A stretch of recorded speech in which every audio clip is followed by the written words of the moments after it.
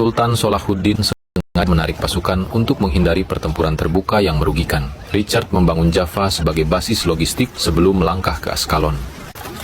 Ekspedisi dimulai. Richard tidak segera melakukan operasi ke Askalon setelah masa konsolidasi dan pertimbangan strategi. Ia memilih mengarahkan pasukannya ke pedalaman menuju Beit Nuba. Hal ini karena Sultan Salahuddin telah memerintahkan pasukannya untuk menghancurkan Askalon sebelumnya. Sultan menganggap kota ini terlalu penting untuk dibiarkan jatuh ke tangan Richard karena bisa menjadi pintu serangan ke Mesir. Richard tiba di Beit Nuba yang berada di ambang Yerusalem, namun ia memutuskan mundur karena cuaca ekstrim, krisis logistik, dan nasihat ordo militer. Seketika Richard memalingkan pandangan dari Yerusalem, seorang pemimpin yang mengorbankan impian religius demi keselamatan pasukannya. Dari sini memicu perdebatan keras. Kontingen Burgundi menentang keputusan Richard dan menuntut serangan langsung ke Yerusalem. Namun Richard bersikeras menolaknya. Dia lebih memilih kembali ke Askalon dan membangunnya kembali sebagai benteng strategis. Setiba di Askalon, pasukan salib tidak mengangkat pedang. Mereka melepas baju besinya dan berubah menjadi kuli bangunan. Laporan pengintaian Ayyubiyah menunjukkan bahwa Java berada dalam kondisi rapuh akibat perpecahan internal di tubuh salib. Situasi ini dipandang sang sultan sebagai kesempatan strategis untuk melancarkan serangan.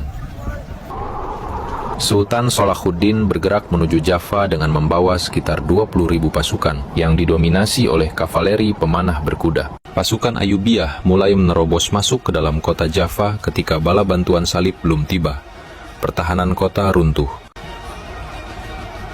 Richard mendarat di pesisir Java saat kota hampir jatuh. Serangan cepat yang dipimpinnya mengejutkan dan memukul mundur pasukan Ayyubiyah. Pertempuran jarak dekat pun terjadi, tetapi barisan salib yang rapat dan disiplin berhasil menahan upaya pasukan Ayyubiyah untuk memecah formasi. Disinilah Sultan Salahuddin mengagumi kepemimpinan dan keberanian Richard. Di tengah kebuntuan, suara utusan menggantikan derap kuda. Kedua pemimpin tidak pernah bertemu langsung, namun saling memahami batas kekuatan masing-masing. Perang telah menunjukkan batasnya.